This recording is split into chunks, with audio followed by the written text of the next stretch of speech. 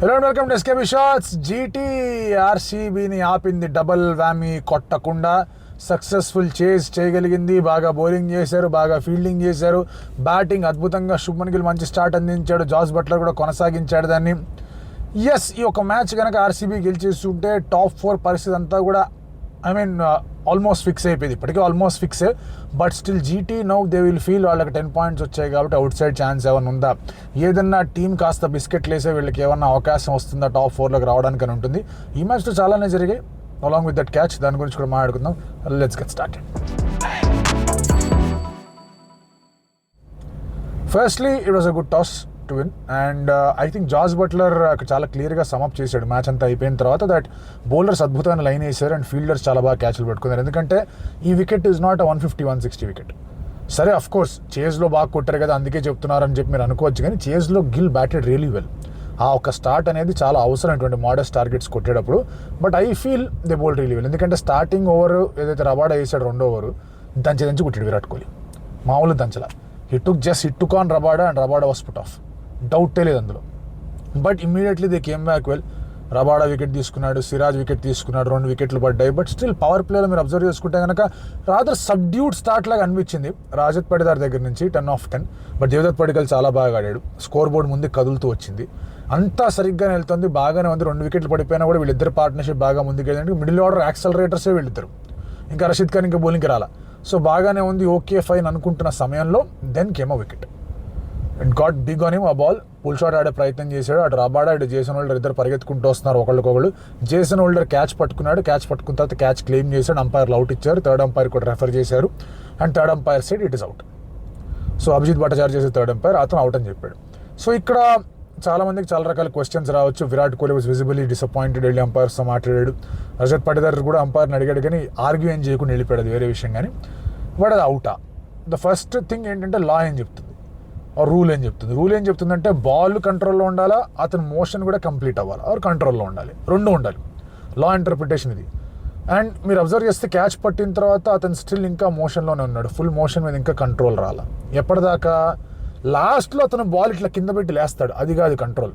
అంతకు ముందే కొంచెం స్లైడ్ అవుతున్నప్పుడు బాల్ పూర్తిగా అతని కంట్రోల్లో ఉందా అనేది ఈజ్ ది ఈక్వేషన్. ఎందుకంటే స్లైడ్ అయ్యి ఆగిన తర్వాతే మళ్ళీ బాల్ని కిందకి పెట్టి ఆ సపోర్ట్తో లేచాడు. సో అక్కడ బాల్ని కిందకి పెట్టి లేవడం ఈజ్ నాట్ అన్ ఇష్యూ. ఆ స్లైడ్ అవుతున్నప్పుడే బాల్ కాస్త గ్రౌండ్ని గీసుకుంటూ వెళ్ళింది అన్నట్టుగా కనిపించింది. Third umpire saw it in 2 angles. పైన యాంగిల్ నుంచి చూస్తే తెలియదు, అది డెఫినెట్లీ పైన యాంగిల్ నుంచి చూస్తే అసలు అర్థం కాదు, ఇట్ లుక్ డౌట్. అండ్ వేరే యాంగిల్ నుంచి చూస్తే కనుక బాల్ అలా గ్రేస్ చేసుకుంటూ వెళ్ళింది గ్రాస్ని. So I think it is not out. But మరి థర్డ్ అంపైర్స్ కొన్ని యాంగిల్ మన ముందు కూడా చెప్పా, I think one of the Abhishek Sharma catches అప్పుడు కూడా చెప్పా దట్ థర్డ్ అంపైర్స్కి ట్రైనింగ్ అనేది చెప్తారు, ఏ యాంగిల్స్ని కంక్లూజివ్ ఎవిడెన్స్గా పరిశీలించారు, ఏ యాంగిల్స్ని పరిశీలించకూడదని. మరి ఆ యాంగిల్లో ఏమైనా తీసుకున్నాడో లేదో తెలియదు. To me it look not out, అందులో డౌటే లేదు. సో చాలామంది చాలా రకాలుగా ఇప్పుడు దీన్ని సపోర్ట్ చేసేవాళ్ళు కూడా ఉంటారు, దట్ వేరే యాంగిల్లో అక్కడ టచ్ అవ్వలేదు కదా అని. ఈవెన్ హైన్రిక్ క్లాసన్ క్యాచ్ అప్పుడు కూడా చాలామంది నాకు పెట్టారు, ఈ యాంగిల్లో కనిపించలేదు, ఆ యాంగిల్లో కనిపించలేదు. ఒక యాంగిల్లో కనిపిస్తుంది, ఇంకో యాంగిల్లో కనిపించదు. That's how it is eventually. But I feel అది నాట్ అవుట్ అని నాకైతే అనిపించింది, and that is a turning point. అక్కడ రజత్ పటిదార్ వికెట్ పడింది, దాని జితేష్ గౌడ్ అవుట్ ఎర్లీ, ఆ తర్వాత కృణాల్ అవుట్ అయిపోయాడు, డేవిడ్ అవుట్ అయిపోయాడు, ఇంకా వికెట్లు పడుతూనే ఉన్నాయి. ఇంపాక్ట్ సబ్ తీసుకున్నారు, తర్వాత నెక్స్ట్ బాల్కి రొమారియో అవుట్ అయ్యాడు. కానీ ఈ మ్యాచ్లో ఏదన్నా ఆర్సీబీకి పాజిటివ్ వచ్చిందంటే రొమారియోనే. కాస్త షాట్లు కొట్టాడు, 6లు కొట్టాడు, రషీద్ ఖాన్ని బాగానే ఆడాడు, వికెట్లు కూడా తీశాడు. So that is one positive for RCB, no doubts about that. But జీటీకి అయితే ఫుల్లే పాజిటివ్స్, అన్ని క్యాచ్లు పట్టుకున్నారు. You see Rabada and Siraj వాళ్ళిద్దరూ 4 ఓవర్స్లో దాదాపు 100 పరుగులు ఇచ్చారు, ఠీకా 90 పరుగులు ఇచ్చారు. బట్ మిగతా ముగ్గురు వాళ్ళు 7 వికెట్లు తీశారు. Rashid Khan against RCB was bleeding runs, but ఇక్కడ మాత్రం ఫుల్ తాళాలు వేసాడు. డేవిడ్ వికెట్ తీశాడు, పడికల్ వికెట్ తీశాడు. ఆ 2 are the most important wickets, ఎందుకంటే పడికల్ వాజ్ ఇన్ ఫామ్, అప్పుడే కొట్టడం మొదలుపెట్టాడు. 100 for 6 4 6 కొట్టాడు, బాగానే ఆడుతూ ఉన్నాడు. అక్కడ పడికల్ వికెట్ పడకుండా ఉంటే ప్రాబబ్లీ అసలు ఇంపాక్ట్స్ ఆఫ్ అవసరం వచ్చేది కాదు. 180 దాకా కొట్టు ఉండొచ్చు. 180 కూడా been very tough score. And ఆ తర్వాత వెంకటేశ్వర్ కాస్త కష్టపడ్డాడు, కానీ లాస్ట్లో ఆడే ప్రయత్నం చేశాడు. భూవీ పాపం 2 4 కొట్టాడు, 150 దాటించారు. ఆ లాస్ట్లో రన్అట్ కంప్లీట్లీ సమ్సప్, ఇవాళ it is not RCB's day అని చెప్పి. అండ్ జీటీ ఎప్పుడైతే బ్యాటింగ్ స్టార్ట్ చేసిందో ఐ థింక్ శుభ్మన్ గిల్ ఆడే క్లియర్ ప్లాన్, వీళ్ళని సెటిల్ అవ్వనివ్వకూడదు, కొంచెం రిస్క్ తీసుకున్నా పర్వాలా, కొంచెం షాట్లు కొట్టాలని. ఈ వెంట్ ఆఫ్టర్ హేజల్వుడ్ బాస్, ఈ వెంట్ ఆఫ్టర్ హేజల్వుడ్. ఎందుకంటే హేజల్వుడ్ వర్సెస్ గిల్ మనం మాట్లాడుకున్న బ్యాటిల్, అండ్ గిల్ ఆ బ్యాటిల్ గెలిచాడు. It was a fantastic display అనమాట ఆఫ్. నేను పొద్దున ప్రివ్యూలో కూడా మనం చెప్పాం, దట్ ఈ మ్యాచ్ కనుక జీటీ గెలవాలంటే Gill will have to be at the top of his game. And as captain he has been good, ఆ ఓపెనింగ్ బ్యాటర్ కూడా he has been good. But again Bhuvi boss ఏం కాంట్రిబ్యూటర్ బాస్, అందరు రన్లు ఇస్తుంటే భువీ మాత్రం wicket తీశాడు, Sai wicket తీశాడు, ఆ తర్వాత గిల్ వికెట్ కూడా తీశాడు. అండ్ ఐ థింక్ ఆ ఒక్క హేజల్వుడ్ ఓవర్ తర్వాత RCB was little put off and కొంచెం ఎక్స్ట్రా ట్రై చేసే ప్రయత్నాలు చేశారు. ఫీల్డ్లో కూడా ఒక ఓవర్ త్రో 5 runs వెళ్ళిపోవడం, ఆ తర్వాత కొంచెం గట్టిగా అగ్రెసివ్గా ఉండే ప్రయత్నం చేయడం. అండ్ 2వ ఓవర్కి వచ్చినప్పుడు కానీ ఎక్కడ కూడా సరిగ్గా వర్కౌట్ కాల. ఆ 2 వికెట్లు పడిన తర్వాత దే హ్యాడ్ ది ఛాన్స్. యాక్చువల్గా చెప్పాలంటే ఓపెనర్స్ 2 వికెట్ పడిన తర్వాత 57 for 2, జాస్ వికెట్ పడిందంటే మ్యాచ్ అయిపోయింది. ఆల్దో ఇంకా 100 runs కావాలి, రిక్వైర్డ్ రన్ రేట్ కూడా ఓన్లీ 6 runs per over ఉంది, పెద్ద విషయమే కాదు అది. బట్ జాస్ వికెట్ అక్కడ పడి ఉంటే తేడాలు జరిగేవి, బట్ జాష్ వికెట్ అక్కడ Padala. I had high expectations of Suyash Sharma from this wicket, but score తక్కువగా ఉంది, వీళ్ళకి స్టార్ట్ బాగా వచ్చేసింది. ఒక 2 షాట్లు కొట్టేసరికి అతను డిఫెన్సివ్ అయిపోయాడు. And eventually when Buttler got out, నీకు ఎంత కొట్టాలి అక్కడ బట్లర్ అవుట్ అయిపోయిన తర్వాత 10 overs 50 కూడా లేదు కొట్టడానికి. సో బట్లర్ అవుట్ అయిపోయిన తర్వాత కూడా చిన్న జిమ్మిక్లు మ్యాజిక్లు జరిగాయి, అక్కడ కాస్త వికెట్లు పడిపోవడం అది జరగడం. But Tewatia got runs. Tewatia ఎవరైతే అసలు రన్స్ రావట్లేదో, మ్యాచ్లు ఆడట్లేదు, ఏంట్రా పరిస్థితి అనుకుంటున్న సమయంలో Tewatia got runs. Sundar out అయిపోయాడు, తేవాతియా లాస్ట్లో కొట్టగలిగాడు. And they were taken for plenty boss. Bad day for Josh Hazlewood, bad day for RCB మరొకసారి ప్రూవ్ అయింది. And Suyash could not do anything there. And ఆ తర్వాత Romario Shepherd of course came in and bowled and 2 వికెట్లు తీశాడు. కానీ I think the match was done.